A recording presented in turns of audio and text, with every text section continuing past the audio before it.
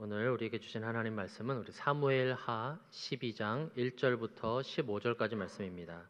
구약성경 사무엘하 12장 1절부터 15절까지 말씀 우리 한 절씩 읽도록 하겠는데요. 마지막 절은 함께 읽도록 하겠습니다. 12장 1절 말씀 제가 먼저 읽겠습니다. 여호와께서 나단을 다윗에게 보내시니 그가 다윗에게 가서 그에게 이르되 한 성읍에 두 사람이 있는데 한 사람은 부하고 한 사람은 가난하니 가난한 사람은 아무것도 없고 자기가 사서 기르는 작은 암양 새끼 한 마리뿐이라. 그 암양 새끼는 그와 그의 자식과 함께 자라며 그가 먹는 것을 먹으며 그의 잔으로 마시며 그의 품에 누움으로 그에게는 딸처럼 되었거늘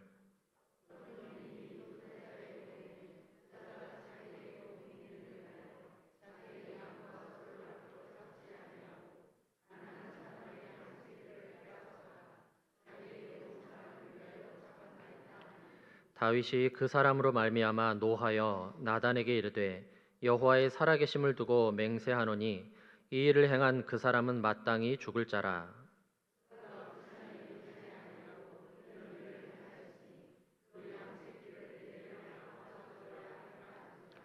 나단이 다윗에게 이르되 당신이 그 사람이라. 이스라엘의 하나님 여호와께서 이와 같이 이르시기를 내가 너를 이스라엘 왕으로 기름 붓기 위하여 너를 사울의 손에서 구원하고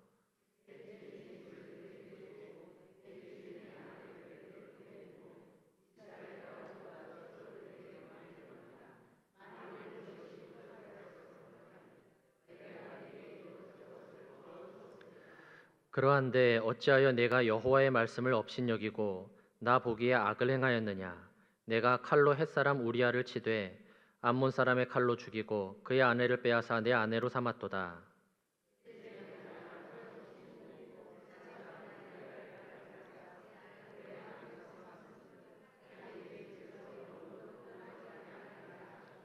여호와께서 또 이와 같이 이르시기를 보라 내가 너와 내 집에 재앙을 일으키고 내가 내 눈앞에서 내 아내를 빼앗아 내 이웃들에게 주리니 그 사람들이 내 아내들과 더불어 백주에 동침하리라.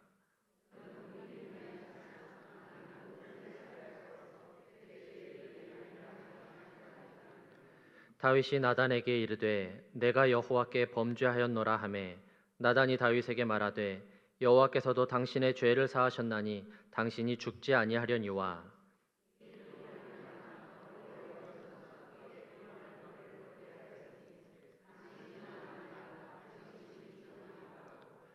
나단이 자기 집으로 돌아가니라. 아멘. 우리 예배를 시작하면서 우리 찬양팀과 또 우리 귀한 가브리엘 찬양대 귀한 찬양 하나님께서 기쁘게 받으신 줄로 믿습니다.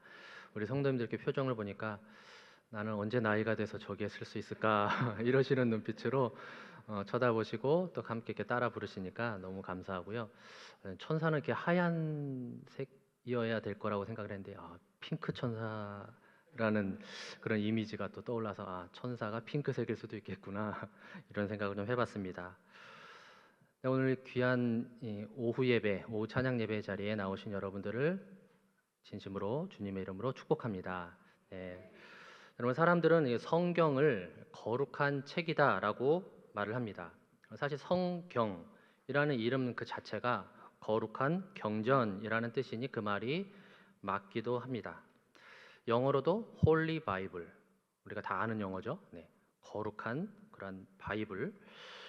그런데 성경이 거룩한 그 하나님의 거룩한 구원 사역이 기록되어져 있기에 성경이라고 불리어지지만 우리가 생각하는 것처럼 그렇게 거룩한 일들만 성경에 기록되어져 있는 것은 아닙니다. 여러분 성경은 인간이 타락한 죄인임을 그대로 다 드러내고 있습니다. 그래서 우리 인간으로서 도저히 행할 수 없는 부끄러운 일들이 적나라하게 성경에 다 기록되어져 있다는 것이죠. 때로는 감추고 싶은 사건들이 있습니다. 덕이 되지 못하는 그러한 사건들을 감추고 있지 않고 성경은 다 드러내고 있다는 것이죠. 여러분 형이 동생을 돌로 쳐 죽이는 사건, 형들이 동생을 노예로 팔아먹고는 짐승에 물려 죽었다라고 자기 아버지를 자그마치 22년을 감쪽같이 속이는 그러한 사건들이 기록되어져 있습니다. 또 시아버지가 며느리와 동침을 해서 아들을 낳기도 하고요. 또 딸들과 동침을 해서 자식을 낳는 그러한 사건들도 기록되어져 있습니다. 심지어는 기근과 전쟁으로 굶어 죽게 되는 그런 상황이 되자 어미들이 자식을 삶아 먹는 그러한 이야기도 성경에 기록되어져 있습니다. 좀 창피하고 부끄러운 그러한 이야기는 감추어야 할 텐데 성경은 다 들추어내고 있습니다. 여러분, 그 이유가 무엇일까요? 그 이유는 하나입니다. 인간은 타락한 죄인이라는 것이고요. 그럼에도 불구하고 하나님이 그런 인간들을 사랑하셔서 구원하셨다라는 것입니다. 여러분, 그 중에 한 사건이 오늘 봉독한 오늘의 본문의 말씀입니다. 하나님의 마음에 쏙 들었던 이 다윗이 왕이 된 후에 이 나라가 안정을 찾고 강대국이 되었습니다. 그러던 어느 날 이스라엘 군대가 변방의 암몬과 전쟁을 치르게 되었습니다. 그런데 다윗이 그 전쟁에 이번엔 나가지 않습니다. 군대 장관인 요압과 부하들만 내보내서 그 전쟁을 치르게 합니다. 그리고는 자기는 왕궁에서 한가하게 낮잠을 잡니다. 그러다가 어느 날 낮잠을 잔 후에 저녁 무렵쯤 되었을 때 그 왕궁 옥상을 거닐다가 한 여인이 목욕하는 것을 발견하게 되고 그것이 그 다윗의 눈에 들어왔다라는 것이죠. 그때 다윗이 어떻게 합니까? 고개를 싹 돌렸어야 되는데 음력이 발동하여서 그 여인이 누구인지를 알아보게 합니다. 어떤 이것을 해석할 때는 당연히 자신의 충신의 집인데 그걸 그 여인인지 몰랐겠느냐, 단번에 알아봤을 것이다, 이렇게 이야기하는 사람도 있고, 근데 오늘 말씀을 보면 그 여인이 누구인지 알아보게 하라고 했으니 아마도 이 다윗은 늘 전쟁에 나갔었고 그렇게 한가하게 지내는 일들이 거의 없었기 때문에 정말 몰라서 그랬을 수도 있겠다라는 생각을 하게 됩니다. 그가 자기의 충성스러운 부하였던 우리야 장군의 그 아내라는 사실을 알고도 그를 데리고 오게 합니다. 그리고 어떻게 합니까? 동침을 합니다. 엄청난 죄를 지은 것이죠. 근데 거기서 멈추지 않고 그녀가 임신했다라는 소식을 듣게 됩니다. 그럼 뭐 아침 드라마 보는 것 같지 않습니까? 그 임신했다는 소식을 전하자 여러분 전쟁터에 나가서 싸우고 있는 그 신하를 불러들입니다. 휴가를 줍니다. 그래서 태중의 아이가 그 우리야 장군의 아이인 것처럼 위장하려고 하죠. 그러나 그 계획이 실패하자 요압 장군에게 편지를 써서 전쟁의 최전방에 그 우리야를 투입하게 합니다. 그래서 결국 거기서 죽게 합니다. 그런 줄도 모르고 우리야 장군이 그 편지를 전달하고 결국은 그곳에서 전사하게 되죠. 그러자 다윗은 잘 됐다라고 생각을 했나 봅니다. 그 즉시 그 아내 우리야를 왕궁으로 데리고 와서 부인으로 삼아버립니다. 여러분, 결론적으로 말하면 그렇게 훌륭했던 그 다윗도, 하나님의 마음에 합했던 그 다윗도 죽을 죄인이다라는 사실입니다. 여러분, 그가 행한 짓은 죽어 마땅하고 혹독한 심판을 받아 마땅한 것입니다. 그런데 하나님은 그를 용서해 주시고 또 오히려 그를 메시아의 조상으로 삼아 주십니다. 여러분, 도대체 이게 어떻게 된 것일까요? 반드시 죽어야 할 죄인이었던 그가 어떻게 살게 되었고 또 어떻게 쓰임을 받게 된 것입니까? 여러분, 이것을 알기 위해서 우리는 하나님이 어떤 분이신가를 우리가 알아야 됩니다. 그리고 다윗은 어떻게 하였는가를 우리는 살펴보아야 하는 것입니다. 먼저는 우리 하나님은 어떤 분이신가요? 여러분, 우리가 성경을 볼 때 늘 우리가 유의해서 보아야 할 것은 하나님은 누구신가? 이것에 대한 질문을 늘 던져야 됩니다. 이렇게 말씀하시는 그 하나님이 누구신가를 우리는 이해해야 된다는 것이죠. 깨달아야 되는 것입니다. 하나님은 하나님의 그 당신의 그 모습을 우리에게 말씀하시는 성경에 다 담아내셨기 때문에 그렇습니다. 그렇기 때문에 우리는 성경에서 하나님은 어떤 분으로 묘사하고 있는지 잘 살펴봐야 하는 것입니다. 그래야만 올바르게 하나님을 우리가 섬길 수 있기 때문입니다. 오늘 말씀에서 주신 이 말씀에서 하나님은 어떤 분이십니까? 첫 번째로는 이 하나님은 사람의 죄를 그냥 넘어가지 않으시는 분이라는 겁니다. 하나님이 기름 부어서 세운 왕인 이 다윗 왕은 도저히 있을 수 없는 그러한 죄를 범합니다. 그가 지은 죄가 무엇입니까? 우리가 생각할 때 간음. 그런데 그 한 가지가 아니죠. 그는 간음죄를 저지르고 난 후에 그것을 은폐하기 위해서 거짓말로 속임수를 행했고 그러다가 그것이 실패하니까 암몬 자손의 손에 죽게 하는 그러한 살인죄를 저지릅니다. 그리고도 그 신하의 아내를 부인으로 맞이해서 마치 많은 사람들이 자기가 사랑이 많은 그러한 왕인 것처럼 그렇게 대중들을 속이기도 합니다.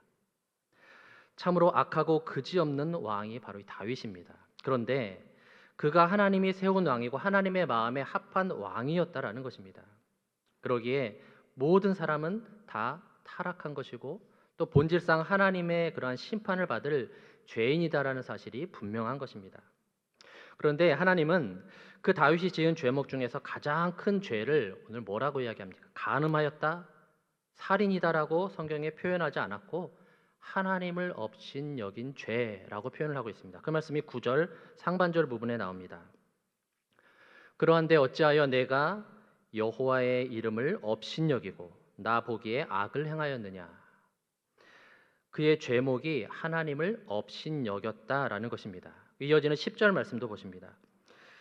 이제 내가 나를 업신여기고 햇사람 우리아의 아내를 빼앗아 내 아내로 삼았은즉 칼이 내 집에서 영원토록 떠나지 아니하리라 하셨고, 다윗 왕이 저지른 죄는 간음죄, 살인죄, 도적질도 있지만 그런 죄가 왜 자행되었느냐 하면 그 이유가 바로 하나님을 업신여겼기 때문에 그런 죄를 범했다라는 것이죠. 간음, 살인, 도적질 그 배후에는 하나님을 무시하는 그러한 죄가 있었다라는 것입니다. 여러분, 업신여겼다라는 그 말의 그 원어의 뜻은요, 경멸했다, 무시했다, 얕보았다 그런 뜻이 있습니다. 여러분, 다윗 왕이 그토록 무서운 죄를 저지른 그 이유가 하나님의 살아계심과 그 심판을 무시하거나 얕봤다라는 것이죠. 그러니 그는 죄를 저지른 것입니다. 성도 여러분, 우리는 혹시 하나님의 그 살아계심과 또 심판을 무시할 때가 있지 않습니까? 혹은 그것을 깊이 생각하지 않고 그냥 얕볼 때가 있지 않으십니까? 하나님이 뭐 이런 것까지 아시겠어? 이 정도는 괜찮아. 이 정도는 하나님도 다 이해하실 거야. 라고 우리가 저지르는 그러한 죄가 바로 하나님을 업신여기는 것입니다. 문제는 하나님은 이런 문제를 그냥 넘어가지 않으신다라는 것입니다. 하나님을 얕보고 무시하는 그 마음 속에서 하나님의 백성이 죄를 지으며 결코 용납하지 않으신다라는 것입니다. 반드시 그것을 짚고 넘어가신다라는 것이죠. 그리고 그 죄에 대한 대가를 치르게 하신다라는 겁니다. 그러기에 적어도 하나님이 살아계신 분이심을 믿는 성도라면 우리가 대충 그저 적당히 넘어가려고 하는 마음을 우리는 버려야 할 것입니다. 여러분, 사람들은 착각하기를 하나님은 우리의 죄를 적당히 눈 감아 주실 수도 있어라고 생각을 할 때가 있다는 겁니다. 아닙니다. 주님은 하나님 우편에서 말할 수 없는 탄식으로 우리를 위해서 기도하십니다.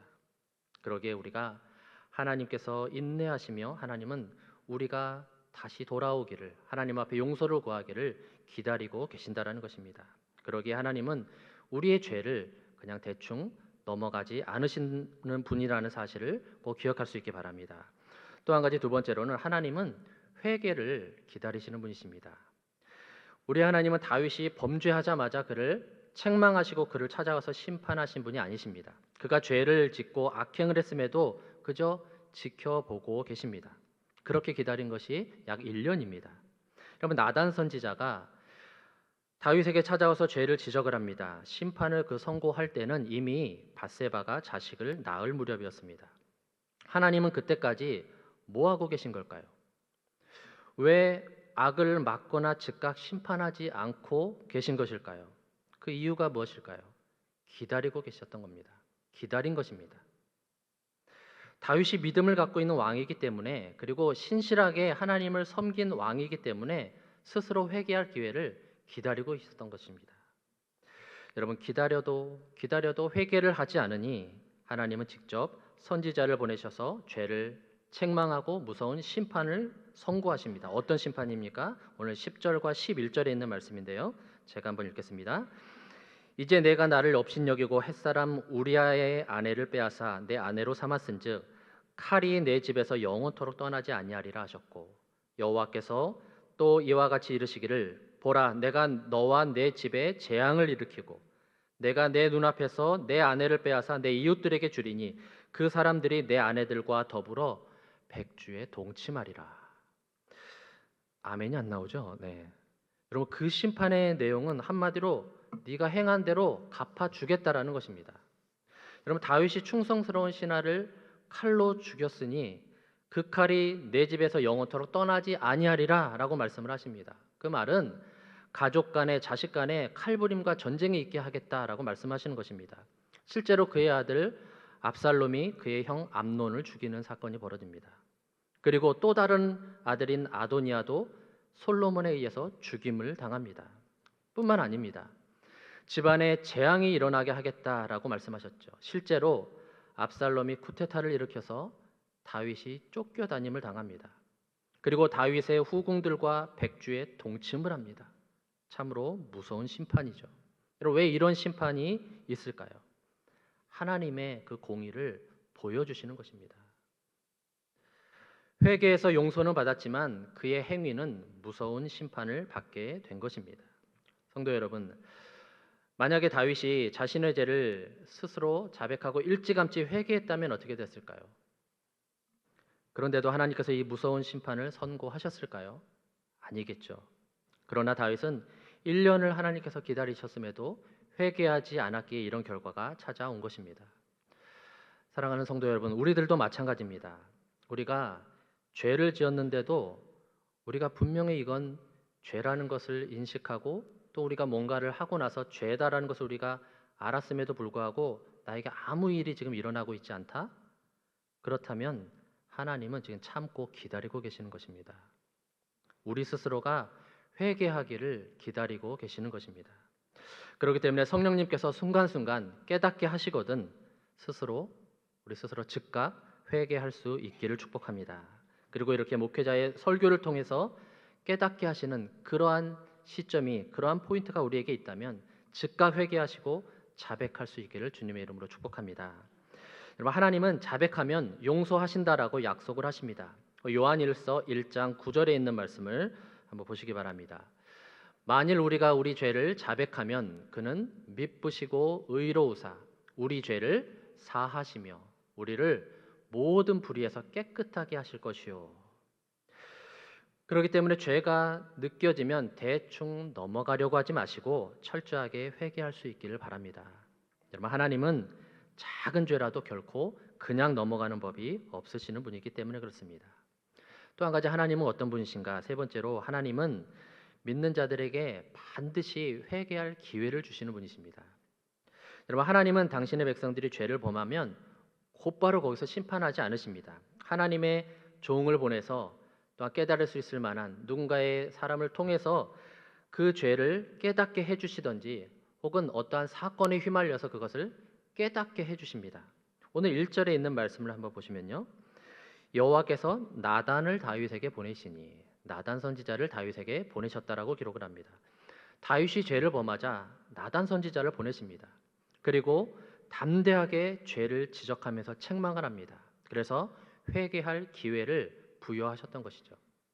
여러분, 에덴 동산에서 아담과 하와에게도 하나님은 그렇게 하셨습니다. 심지어 초대교회의 아나니아와 삽비라에게도 회개의 기회를 하나님 주셨습니다. 또한 구약의 엘리사의 종 게하시아에게도 회개의 기회를 주셨습니다. 그들은 그 회개의 기회를 놓쳤던 사람입니다. 그런데 오늘 다윗의 모습은 어떻습니까? 다윗은 늦게나마 그것을 붙잡았다라는 것이죠. 회개의 기회를 붙잡았던 것입니다. 여러분, 오늘날 하나님은 우리에게 어떻게 회개하게 하실까요? 오늘날은 우리 속에 거하시는 성령님께서 깨닫게 하십니다. 여러분, 우리 안에 성령이 있으면 성령님께서 이 말씀을 통하여서 어떠한 상황을 통해서 그것을 깨닫게 해주시는 때가 있다라는 것입니다. 뿐만 아니라 세우신 종들을 통해서, 말씀을 통해서 깨닫게 하신다라는 것입니다. 그렇기 때문에 내가 죄를 지었구나 라고 느껴지면 내일 아침에 해야지, 다음 주일에 와서 해야지가 아니라 즉각 회개해야 된다는 것입니다. 제발 나중으로 미루지 마시길 바랍니다. 변명하지 않길 바랍니다. 통렬하게 회개해야 한다는 것입니다. 왜냐하면 그것이 살 길이기 때문에 그렇습니다. 여러분, 기회는 언제나 주어지는 것이 아닙니다. 기회라는 말은 그 단어 자체가 품고 있는 뜻이 그 찬스를 놓치면 다시는 기회가 없다라는 것입니다. 그래서 기회를 놓치고 후회하는 사람들이 참으로 많은 것이죠. 여러분, 시편 32편 6절에 있는 말씀을 한번 보시기 바랍니다. 이로 말미암아 모든 경건한 자는 주를 만날 기회를 얻어서 주께 기도할지라. 진실로 홍수가 범람할지라도 그에게 미치지 못하리라. 기회를 얻어서 주께 기도하라라고 말씀하고 있습니다. 주를 만날 기회를 잡으라고 말씀하고 있는 것입니다. 그 기회가 바로 회개인 것입니다. 여러분, 이 기회를 붙잡으면 홍수가 범람할지라도 그에게 미치지 못하게 하시겠다라고 약속해 주십니다. 우리에게 주시는 약속의 말씀인 줄로 믿습니다. 아멘. 여러분, 그렇다면 이 죄를 범한 다윗은 어떤 사람이었을까요? 다윗은 누구일까요? 성도 여러분, 우리는 여기에서 왜 다윗이 이런 죄를 지었는가를 생각해 보아야 할 것입니다. 여러분, 다윗 왕은 죄 지을 당시에 지금 무엇을 하고 있었습니까? 한가하게 낮잠을 잤습니다. 그는 자기의 신하들이 암몬 군대와 전쟁을 하고 있을 때 자기는 왕궁으로 와서 왕궁에서 그 전쟁에 나가지 않고 한가롭게 낮잠을 잤던 것입니다. 그러다가 잠을 다 자고 이제 저녁 무렵이 되었을 때 일어나서 옥상을 거닙니다. 거닐다가 보지 말아야 할 것을 보았던 것이죠. 그러기에 게으르거나 또한 한가롭게 빈둥거리면 죄가 찾아온다라는 것입니다.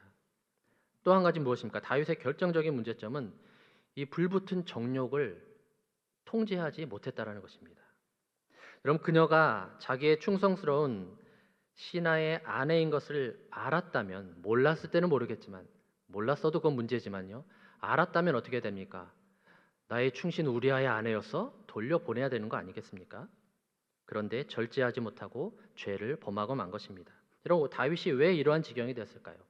성적인 탐욕, 이것이 다윗의 가장 큰 핸디캡이었습니다. 그러다 보니까 여러 명의 아내를 두었습니다. 거기다가 막강한 권력을 가지게 됩니다. 그러다 보니까 성적인 탐욕을 부리는 게 그게 그다지 큰 문제가 되지 않았던 것입니다. 이 정도는 괜찮다라고 생각했던 것입니다. 하나님도 이 정도는 용서해 주실 거야, 하나님도 모르실 거야 라고 생각을 했다라는 것이죠. 그러나 여러분, 밧세바의 경우는 절제했어야 됩니다. 그녀는 남의 아내였습니다. 그것도 충성스러운 그런 신하의 아내였습니다. 그런 것을 알았으면 당연히 그녀도 절제했어야 하는 것이죠. 그런데 이 다윗은 어떻습니까? 그 정욕을 절제하지 못하고 죄를 범하고 맙니다. 결국 그 육체의 탐욕은 무서운 결과를 맺게 되죠. 밧세바가 잉태를 하게 됩니다. 그런데 그것을 어떻게 합니까? 그것을 은폐하기 시작합니다. 그러려면 어떻게 합니까? 거짓말을 해야 되는 것이죠. 그것이 실패하니까 살인을 저지르게 됩니다. 성도 여러분, 우리가 명심해야 됩니다. 우리가 한 가지의 죄를 지으면 그 죄는 결코 그 한 가지로 끝나지 않는다라는 사실입니다. 죄가 죄를 낳는다라는 것이죠. 성경에 보면 죄의 값이 뭐라고 이야기합니까? 죄의 값은 사망이다라고 말하지 않습니까? 결국 죄를 지으면 사망을 만들게 된다라는 것입니다. 그런데 다윗은 그 엄청난 심판을 선고받으면서도 망하거나 죽지 않았습니다. 하나님은 그를 즉형에 처하지 않았다라는 것입니다. 어떻게 했기 때문에 그랬을까요? 여기에 아주 중요한 이유가 있습니다. 그 첫 번째가 바로 책망과 심판을 달게 받고 즉각 회개했다라는 것입니다. 그럼 이거 정말 쉬운 일이 아닙니다. 책망과 심판을 달게 받고 즉각 회개하는 것. 오늘 13절 말씀을 한번 보시기 바랍니다. 다윗이 나단에게 이르되 내가 여호와께 죄를 범하였노라 하매 나단이 다윗에게 말하되 여호와께서도 당신의 죄를 사하셨으니 당신이 죽지 아니하려니와. 여러분, 다윗은 이 나단 선지자의 책망과 하나님의 심판을 선고받았을 때 변명하지 않았습니다. 핑계대지 않았습니다. 이래서 이랬습니다 라고 핑계하지 않았다라는 것이죠. 오히려 그는 즉각 회개했습니다. 그 즉석에서 죄를 인정하고 자복했다라는 것이죠. 그러자 신기하게도 하나님은 즉각 그를 용서하십니다. 나단이 다윗에게 말하되 여호와께서도 당신의 죄를 사하셨으니 당신이 죽지 아니하려니와. 결국 그는 죽임을 당하지 않았습니다. 여러분, 그 다윗이 지은 죄만 본다면 즉형에 처해도 시원치 않은 그러한 죄입니다. 그런데 내가 여호와께 죄를 범하였음에 라는 이 한마디에 그는 죽임을 면하게 되는 것입니다. 그러나 죄의 대가는 혹독하게 당하게 됩니다. 성도 여러분, 이것이 살 길입니다. 혹독한 그러한 심판과 형벌이 있지만 그래도 우리가 용서를 받을 수 있기 때문에 이 길이 살 길이라는 것을 믿으시기를 축복합니다. 그렇게 고백할 수 있길 여러분 축복합니다. 한번 이 시간 저를 한번 좀 따라해 볼까요? 내가 여호와께 범죄하였나이다. 이런 고백을 우리의 삶 가운데 늘 있어지기를 축복합니다. 여러분, 우리에게도 다윗이 저지른 죄와 같은 그러한 무서운 죄가 있습니다. 여러분, 수없이 많은 죽을 죄를 저질렀습니다. 그런데 내가 보기에는 이 죄는 별것 아닌 것 같아 보인다는 것이죠. 그리고는 남이 저지른 죄는 죽어 마땅할 죄다라고 우리가 이야기하는 거죠. 내로남불인 것이죠. 내가 하면 로맨스인 거고 남이 하면 건 불륜이다라고 이야기하는 것이죠. 그러나 문제는 하나님은 그것을 다르게 보신다는 것입니다. 그렇기 때문에 남이 어떤 죄를 지었든 내가 그거 신경 쓰고 난리칠 일이 아니다라는 것입니다. 그것보다 내 죄가 문제라는 것입니다. 남이 아니라 내 죄가 문제다라는 것이죠. 그러기에 우리는 속히 자수해서 광명 찾을 수 있길 바랍니다. 여러분, 그것이 바로 회개입니다. 여러분, 하나님은 우리의 죄를 우리가 고백하면 그 죄가 주홍같이 붉을지라도 양털같이 희게 해주시겠다라고 약속해 주셨습니다. 믿으십니까? 아멘. 여러분, 두 번째로 이 왕의 체면과 자존심을 앞세우지 않았다라는 것입니다.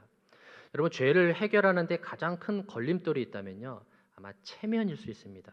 자존심일 수 있습니다. 이것 때문에 사람들이 회개할 기회를 놓치는 경우들이 참 많습니다.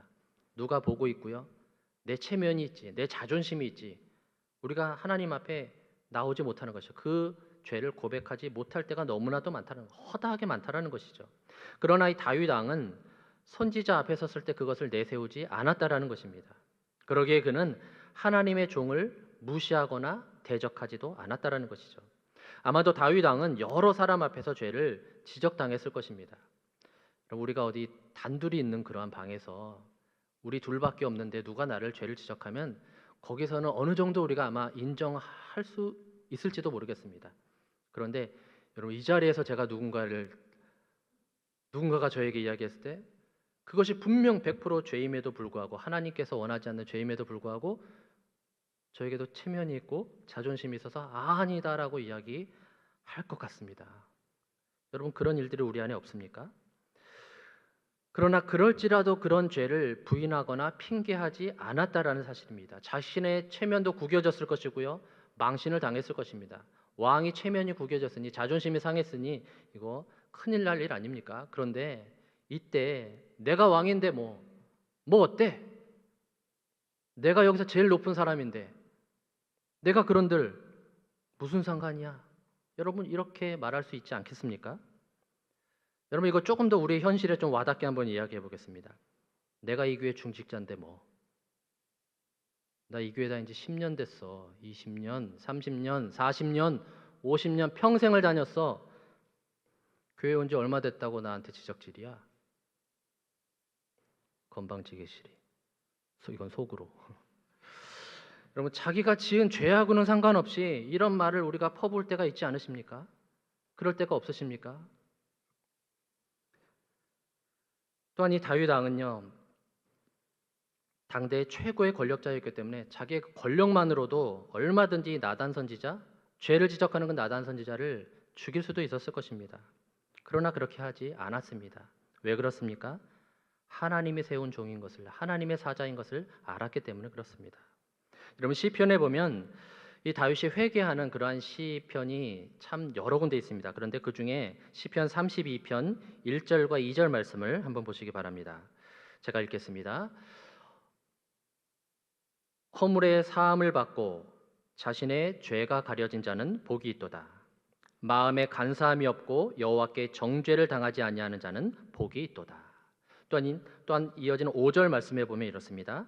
내가 이르기를 내 허물을 여호와께 자복하리라 하고 주께 내 죄를 아뢰고 내 죄악을 숨기지 아니하였더니 곧 주께서 내 죄악을 사하셨나이다. 아멘. 그는 죄를 깨닫는 순간 자복하고 하나님 앞에 아뢰고 그것을 숨기지 않았다라는 것이죠. 그랬더니 주님께서 사해 주셨다라고 고백을 하는 것입니다. 성도 여러분, 우리도 이것을 알아야 됩니다. 여러분, 이 말씀은 다윗에게만 해당되는 말씀이 아니죠. 오늘을 살아가고 있는, 지금 이 시간 예배하고 있는 우리들에게도 하나님 말씀하고 있는 것입니다. 여러분, 저에게도 있고 여러분들에게도 있을 것입니다. 우리는 우리가 하나님을 업신여기고 수많은 죄를 범했던 것을 우리가 지금 우리 마음 가운데 그것들이 떠오르거든 오늘 꼭 회개하십시오. 오늘 하나님 앞에 자복하시기 바랍니다. 여러분, 주일 성수를 제대로 하지 않는 것도 하나님을 업신여기는 것입니다. 우리가 11조를 떼먹는 것도 마찬가지입니다. 내 생각이 내 경력으로 비춰봐서 내 말이 맞다고 목소리를 높이는 거, 이거 하나님을 업신여기는 것입니다. 그렇다면 우리가 살 길이 무엇입니까? 체면과 자존심 다 내려놓고 두 손 드는 것입니다. 그리고 자백하는 것이죠. 주여, 내가 죄를 범했습니다. 나를 용서해 주시옵소서. 여러분, 찬송가 280장 여러분 잘 아시죠? 천부여 의지없어서 어떻게 나갑니까? 손 들고 옵니다. 주 나를 외면하시면 나 어디 가리까? 내 죄를 씻기 위하여 피 흘려주시니 곧 회개하는 마음으로 주 앞에 옵니다. 여러분, 여기에 우리의 살 길이 있는 줄로 믿습니다. 이런 말씀 뵙습니다. 사랑하는 성도 여러분, 우리가 살고 있는 이 나라가 왜 이 모양이 되었습니까? 왜 우리 대한민국에 있는 또 이 교회들이 왜 이 지경이 되었습니까? 왜 이렇게 살기 좋은 그러한 세상이 되었음에도 불구하고 수많은 가정들이 이렇게 깨어지고 파탄나게 되는 것일까요? 우리의 죄 때문입니다. 그렇기 때문에 오늘도 우리는 우리의 죄를 직시해야 됩니다. 우리의 죄를 발견할 수 있어야 됩니다. 하나님의 말씀 가운데 그것을 우리가 바라볼 수 있어야 된다는 것입니다. 깨달아야 된다는 것입니다. 그리고 오늘 주신 이 말씀을 우리가 깊이 되새길 수 있길 바랍니다. 하나님은 이미 우리에게 여러 번 죄를 회개할 기회를 주셨습니다. 지금도 회개할 기회를 기다리고 계십니다. 그러기에 회개할 그 기회를 놓지 마시고 꼭 잡을 수 있기를 축복합니다. 그리고 여러분, 사람이 망하는 것은 이 죄 때문만이 아니라 오늘 말씀해 보면 회개하지 않았기 때문입니다. 우리 안에 죄가 없는 사람이 어디 있습니까? 저를 포함해서 그런 사람이 어디 있겠습니까? 우리가 회개하지 않기 때문에 하나님께서는 우리를 하나님이 원하시는 방향으로 끌어가기가 어려운 것입니다. 우리를 그렇게 쓰지 못하시는 것이죠. 회개하지 않는 것이 곧 망하는 것임을 명심할 수 있기를 바랍니다. 여러분, 그때 어떻게 해야 됩니까? 감춘다고 되는 것이 아니고 하나님께는, 여러분, 우리가 하나님께 감출 것이 있습니까? 감출 수 있습니까? 여러분, 어떻게 해야 됩니까? 깨닫는 즉시 무릎 꿇어야 하는 것입니다. 즉시 회개해야 된다는 것입니다. 그리고 십자가의 보혈로 씻음을 받을 수 있길 바랍니다. 그것만이 우리가 살 길임을 믿습니다. 여러분, 이 한 주간도 우리가 그렇게 주님 앞에 나아갈 수 있는 그러한 복된 한 주간이 될 수 있기를 주님의 이름으로 축복합니다. 기도하겠습니다. 사랑의 하나님 아버지, 나의 연약함을 이 시간 고백합니다. 다윗의 모습 속에 나의 죄를 보게 됩니다. 또한 다윗의 회개하는 그 모습과 하나님의 용서하심을 바라보며 다시금 회개의 기회를 기대합니다. 주님, 우리 안에 있는 그 걸림돌들을 제거할 수 있도록 주님 도와주시옵소서. 제 힘으로는 되지 않습니다. 주님 도와주시옵소서. 주님, 한 주간의 우리의 삶 속에서 주님을 바라보며 주님과 동행하며 주님의 기쁨이 되는 삶을 살아낼 수 있도록 주님 노력하겠습니다. 도와주시옵소서. 예수님의 이름으로 기도드립니다. 아멘.